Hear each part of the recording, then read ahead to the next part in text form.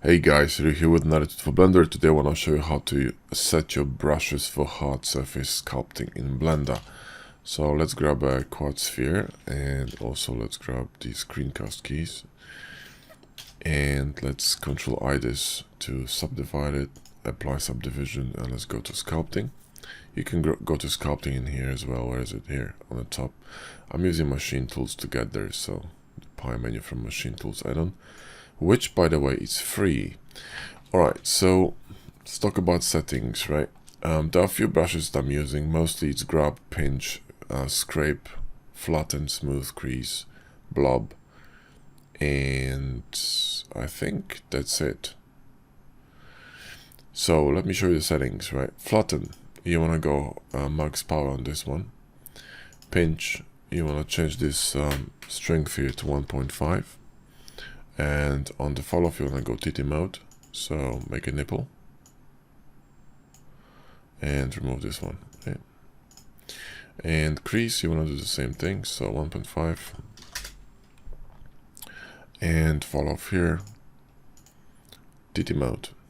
By the way, I'm stealing these settings from Jerry, from Master Zero 1001. So he has them in his videos, but they kind of scattered around, so I thought I'm gonna just put them in one video. Also, Dynatopo, subdivide edges and brush detail, and we're good to go, I think. Right, so of course you want to use a pen tablet for this, right? Because it's easier. Go to front mode G. The fall off of the brush is, you know, you can just leave it as is. That's fine, in my opinion. Now you can start, you know, having some fun here and you know, shaping helmets. You don't have to create human helmets. You can create, you know, cyborg helmets. Work with the grab brush as much as possible. Also, if you hold Shift, you can use the smooth tool. So it's really convenient. Doesn't matter which brush you're in, right? You can use smooth tool. So when you hold Shift, see? So when you pull something, you always smooth it. Let's go to the side view and let's push it up a little bit. I'm in 2.82, by the way. I prefer to work in 2.9. 2.83 has some weird bug with a smooth brush. I don't know. Sometimes doesn't work, so I don't know if it's what's going on. I got the same add-ons on both, so it should be working, but sometimes it doesn't. The topo here is a bit of a pig. I'm gonna just retopologize it. I can't do it in here because I don't have my add-ons. Well, you could retopologize it in the remesher here, but quite frankly I can't be bothered using that shit because I prefer to use I'll show you another add-on very quickly. Let me copy this and open 2.9. There we go, and let's go to sculpting. Come on. There we go, and let's grab quad remesher. Let's make it 50k. And let's remesh it.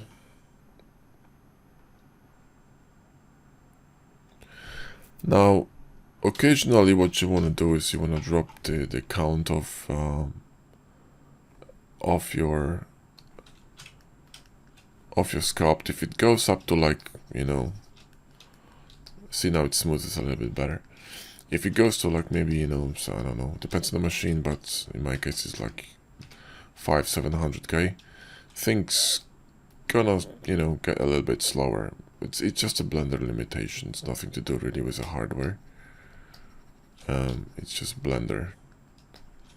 It's getting a fit. So you see, when I'm using a grub brush, right, to just define a form first, right, and create some kind of cool shape that I like before I actually start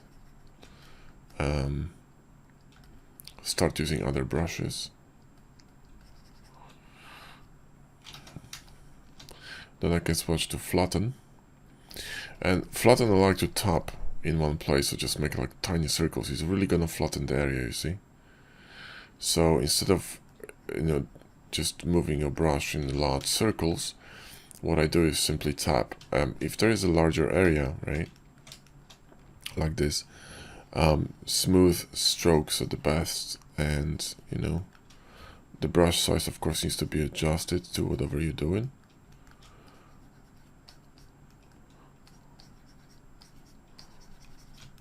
And everything should be peachy. So see, now in situations like this, I'll just simply tap. It's pretty cool, no? And then make, you know, we make a brush a bit smaller. Of course, use your smooth.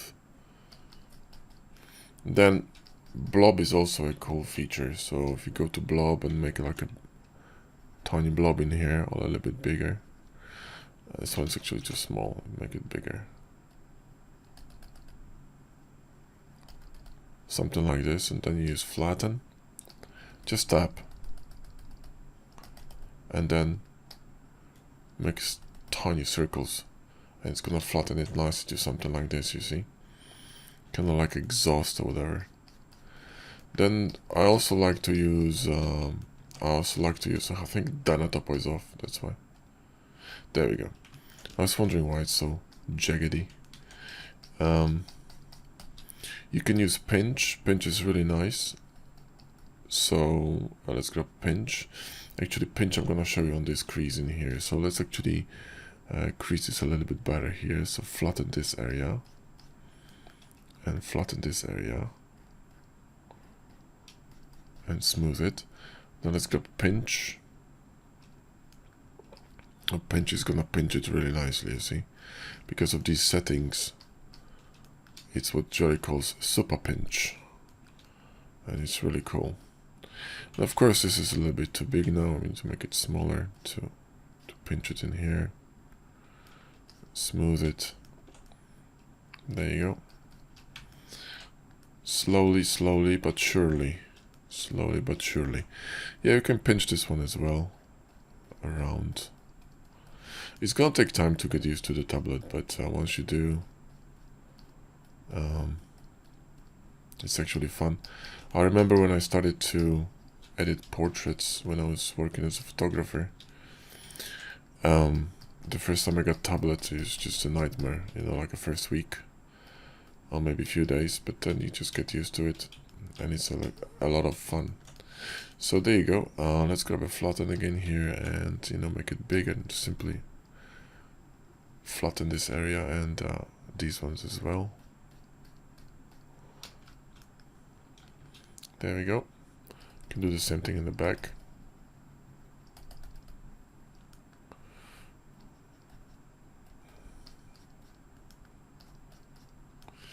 Alright.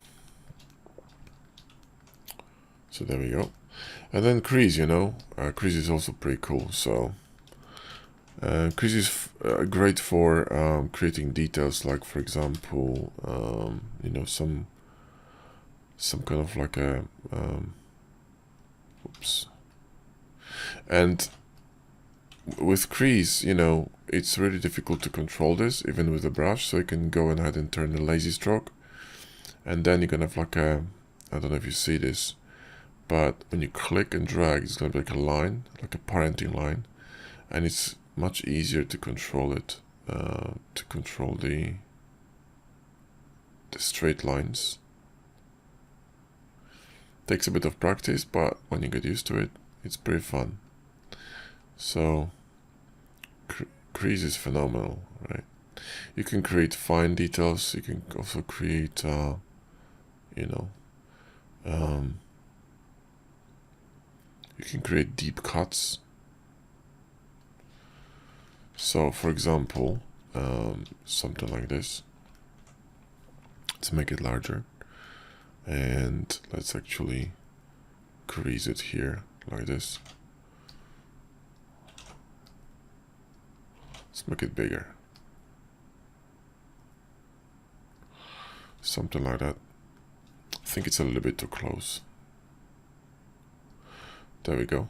And then grab a flatten and smooth it. And then flatten it.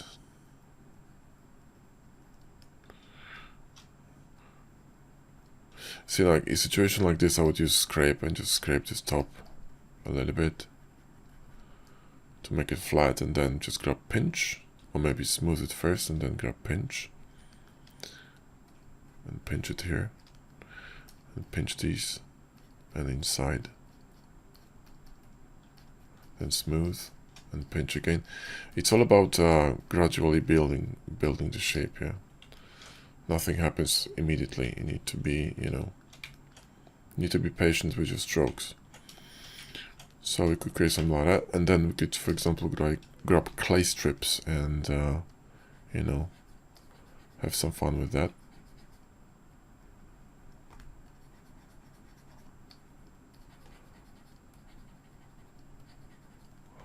And then grab flatten.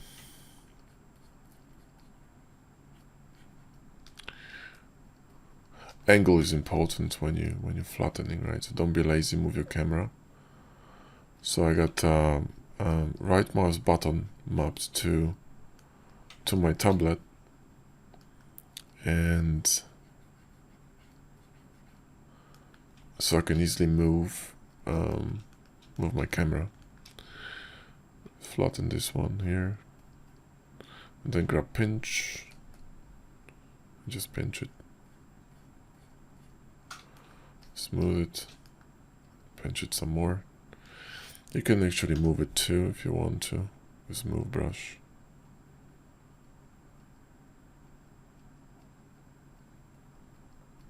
To change the shape of the form, the general shape of it. Grab flatten. There you go. Something like that. And then you can grab Crease again, and keep going.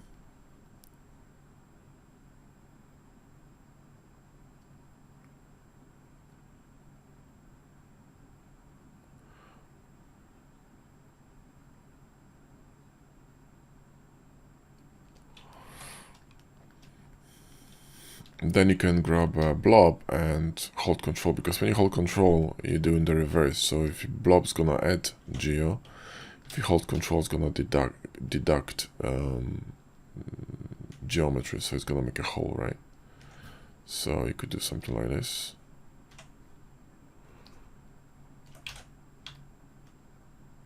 Right, and then grab flatten and just tiny circles inside. You need to turn it around. You see, if you get lazy with your angles, it's not gonna work the way you intend it. Then you can flatten it from the inside and smooth it a little bit on the outside. Grab a pinch, pinch this. You can hear how gently I'm tapping on this tablet, right? They're really they're not strokes, they're just taps. This one's a little bit skewed, so G for grab, and let's make it a bit more circular. So there you go. And so on and so forth, right? So Crease, we could create some cool stuff in here.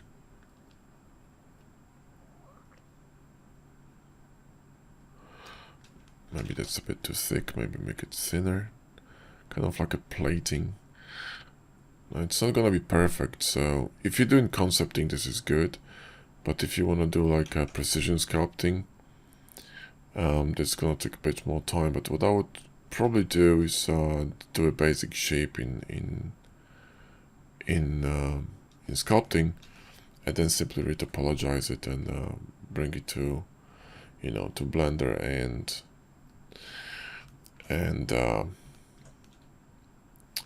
create just retopologize it, right? So I think it's easier that way. Also, you can create more interesting details because Blender is not ZBrush, right? I mean, there are limitations to what you can do. Of course, you can do booleans and stuff, but you need to go out to object mode. And remember, when you switch mode to object, data top is gonna be turned off, so you need to switch it on back again. So that's important. Let's go back to Crease and, you know, do some paneling in here.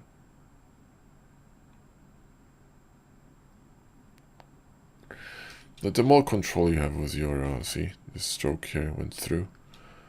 So I'm gonna do it again. Angle is the key in sculpting, yeah. That was it. Let's go around. Let's make it shorter this time. Let's grab a blob and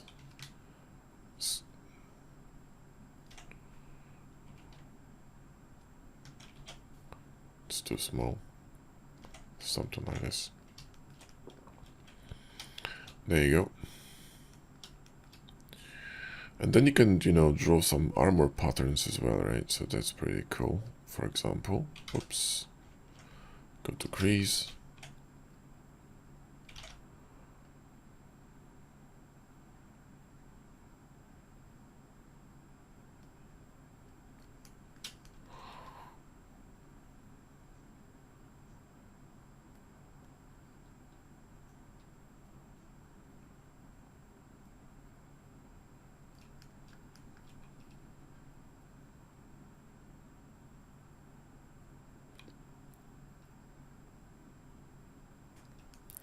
This is a very good school of concepting because, you know,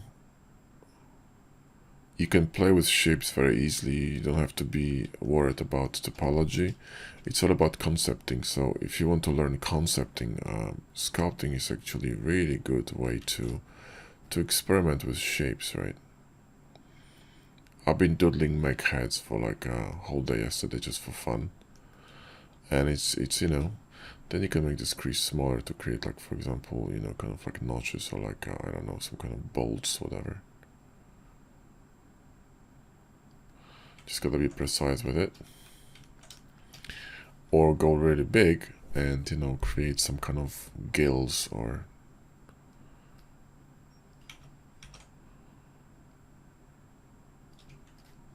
just smooth them and make them deeper.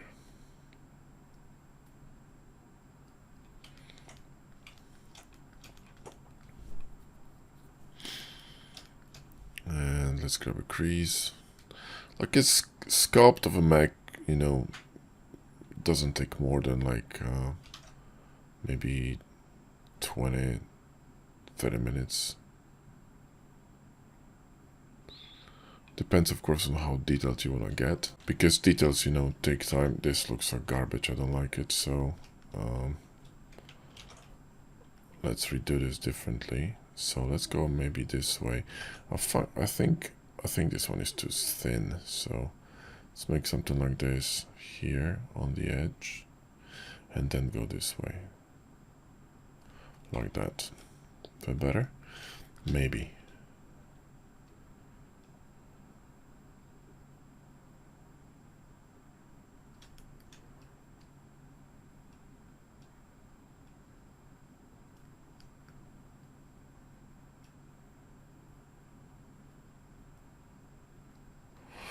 Then you could, for example, make cuts inside here as well, just for fun.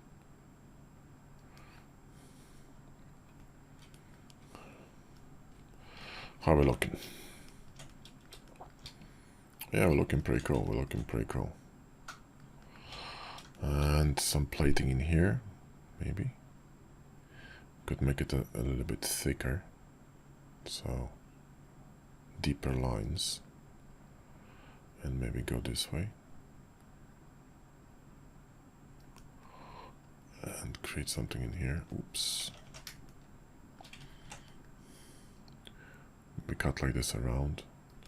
Need to turn your camera because reasons. Right.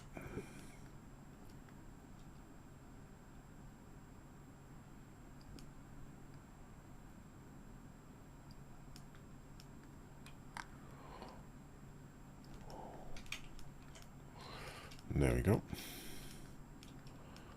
This one needs to...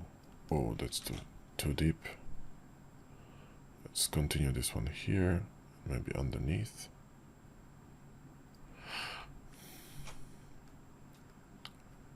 Let's do it properly. Okay, let's see here. Let's grab this, move it like here, draw it here, here, and meet it in the middle.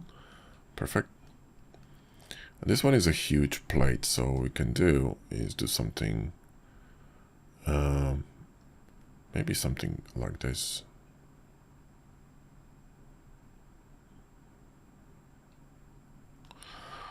And some smaller design inside.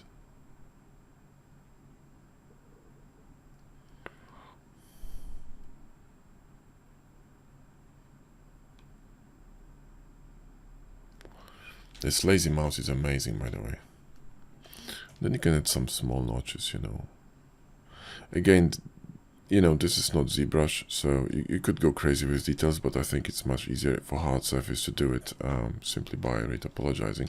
So it's good for concepting, as you can see, and sculpting some kind of, you know, very quick ideas. But unless you're you know, you're really proficient in sculpting, then probably you can do some serious damage in here. But I prefer to do it, you know, with hard ups, because it's fun. However, you can do some really cool concepting in Blender with a brush, which is great. So I'm going to smooth it here and then flatten it. Smooth it some more and flatten it.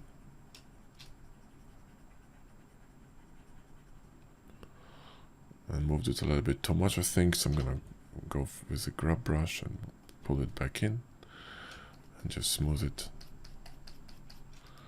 And then I'm going to pinch it. So grab a pinch, pinch it back to shape. There we go. And then grab a crease and introduce some cool cuts in here. So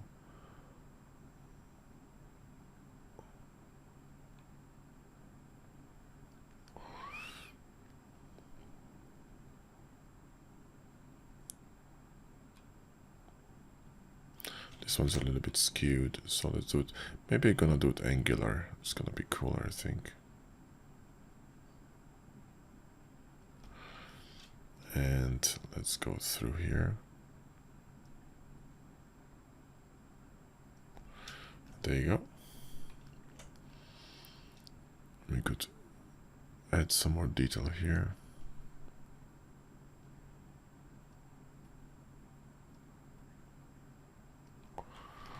Something like this. And maybe we could do some screw notches or something. Whoa. Like bolts, you know, that's too many. That will do. Maybe some two on the bottom, and that's cool.